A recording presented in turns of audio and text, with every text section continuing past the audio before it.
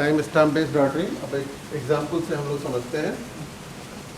ये एग्जांपल है, एक ट्रांजैक्शन है T22, दूसरा ट्रांजैक्शन है T23। कोई आइटम ए है जिसका इनिशियल वैल्यू 400 है, दूसरा डेटा आइटम बी है जिसका इनिशियल वैल्यू 500 है। ओके, और ए और बी को सम में ऐड कर देना है। सम का इनिशियल वैल्यू 0 है। Now the transaction starts T22 and another transaction is T23. Which one is senior transaction? T22, as the number is less than 23, 22 is less than 23, therefore T22 is a senior transaction and T23 is a junior transaction. Okay, so T22 reads sum as 0 here, then reads A.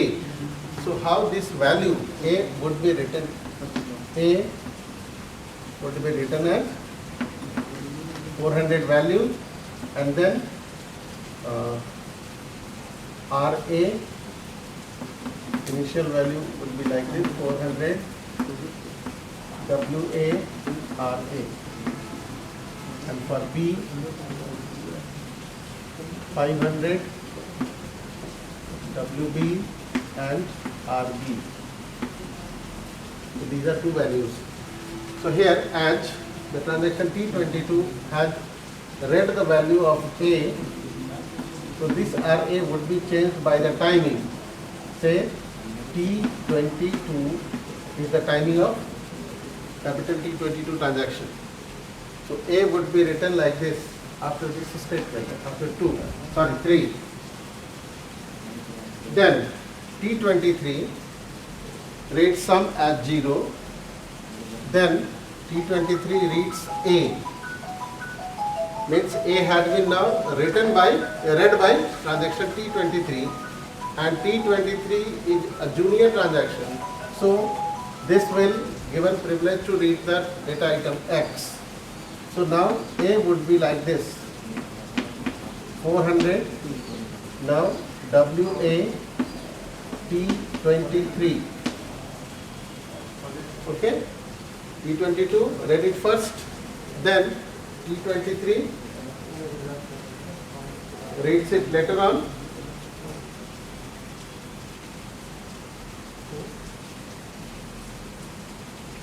Okay, here sum would be 400. Fine. Now A is represented as 400 WA and T23. After this, after 5, then A becomes 400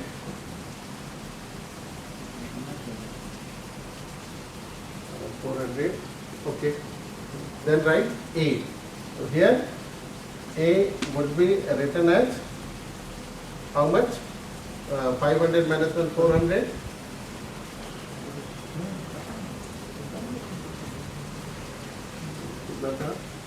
400. 500 minus 400, and it is written by T23 and T23. Now here B is read. B is read as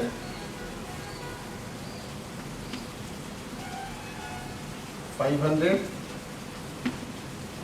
Sorry, this would be 300. 500 W B and T22. Then sum is equal to sum plus B. So here sum would be 0, 400 plus 500. It would be 900. So here sum would become 900. Then comes show sum. So this will show 900. Okay. फिर से एक बार देख लो, read A read किया तो ए कितना 400 WA, और इसका timing हम लोग T22 के रूप में लिख रहे हैं, इसका टाइमिंग यहाँ पर आ गया सम अभी कितना होगा 400, ओके, सम प्लस ए, 0 प्लस 400, 400 होगा। देन ये यहाँ आता है read A 400, W A T23 ने इसको पढ़ा, कितना पढ़ा 400 पढ़ा। Now A is equal to A minus 100, तो कितना हो जाएगा ये 400, 300 हो गया। अब क्या करता है T23 जाकर के इसको लिख देता है सेकेंडरी मेमोरी में, यहाँ क्या आ जाएगा T23, रीड टाइम क्या है T23।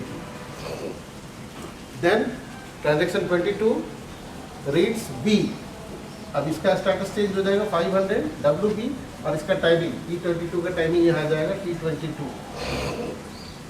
फिर ये sum is equal to sum plus B, तो सम कितना था यहाँ पर 400 और ये बी कितना है 500, तो ये सम कितना हो जाएगा 900। Show sum, it would right 900। अब फिर आता है यहाँ ट्रांजेक्शन T23 के लिए, T23 सम प्लस ए, तो T23 का सम कितना है 0, ए कितना है इसका, ए है 300, तो यहाँ पर सम कितना हो जाएगा T23 के लिए 300, ये 300 T23 के लिए, ये 22 का सम था। रीड बी, अब बी का स्टेटस चेंज हो जाएगा, बी अब लिखेगा 500 WB, और इसको किसने रीड किया T22 ने, सॉरी 23 ने, ये बी का स्टेटस हो गया। अब बी होता है B is equal to B plus 100, तो अब कितना हो जाएगा बी 600, तो बी का स्टेटस यहाँ चेंज होगा 600 WB T23। अब राइट बी, अब यहाँ बी का स्टेटस चेंज होगा 600 WB, कौन लिख रहा है T23, तो उसका टाइमिंग आएगा और T23, ठीक है। अब यहाँ पर sum equal to sum plus 0, sum कितना है 300, तो 300 प्लस 600, भी कितना हो गया 600, तो कितना शो करेगा 900। तो क्या ये ट्रांजैक्शन सीरियलाइजेबल है, ये ट्रांजैक्शन सीरियलाइजेबल है, ठीक है।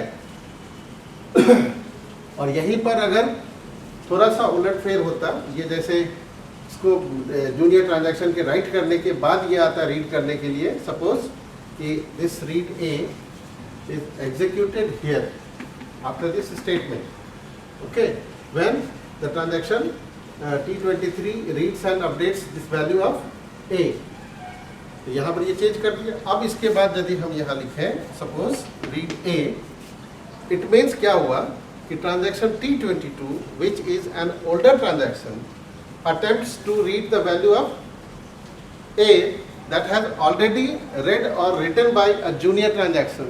In that case, this senior transaction T22 would be rolled back or aborted. Okay, and then it would be said to come again with a new time stamp. Definitely, that time stamp would be less than the T23. It means this transaction then becomes junior transaction, and in that case, T22 would be given the access to data item X. अब clear, Hindi में समझा देते हैं। ये transaction अभी जो है वो सीरियलाइजेबल है, डेटाबेस कंसिस्टेंट रहेगा। लेकिन अगर इसी स्टेटमेंट को, ये स्टेटमेंट यहाँ ना लिख करके इसके राइट करने के बाद हम यहाँ पर करें एथ स्टेप में, तो इसका क्या मतलब हुआ कि ये सीनियर ट्रांजैक्शन है T23 से। अब सीनियर ट्रांजैक्शन उस आइटम को एक्सेस करना चाह रहा है जिसको ऑलरेडी एक जूनियर ट्रांजैक्शन रीड कर चुका है, राइट कर चुका है। तो क्या T22 को ए का एक्सेस मिलेगा या नहीं मिलेगा? आंसर है नहीं, क्योंकि जूनियर ट्रांजैक्शन ऑलरेडी उसको रीड करके राइट कर चुका है, तो सीनियर ट्रांजैक्शन को एक्सेसिबिलिटी नहीं मिलेगी। T22 would be rolled back. क्या होगा? यहाँ से रोल बैक हो जाएगा। ये रोल बैक होकर के ये फिर से एंट्री लेगा, फिर से आएगा ट्रांजैक्शन। लेकिन अब जब फिर से आएगा तो नए टाइमिंग से आएगा, क्योंकि उसको तो रियल टाइम क्लॉक टाइम मिलना है सिस्टम का, तो टाइम तो बढ़ा हुआ रहेगा। तो क्या होगा? T23 से बड़ा टाइमिंग होगा। बड़ा मतलब ये अब जूनियर हो जाएगा।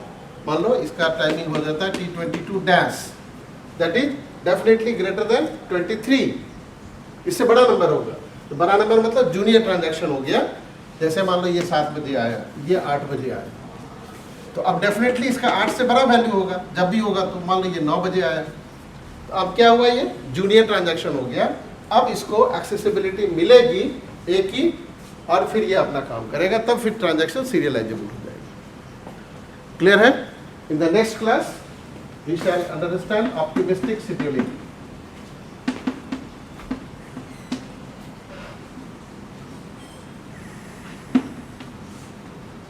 Thank you.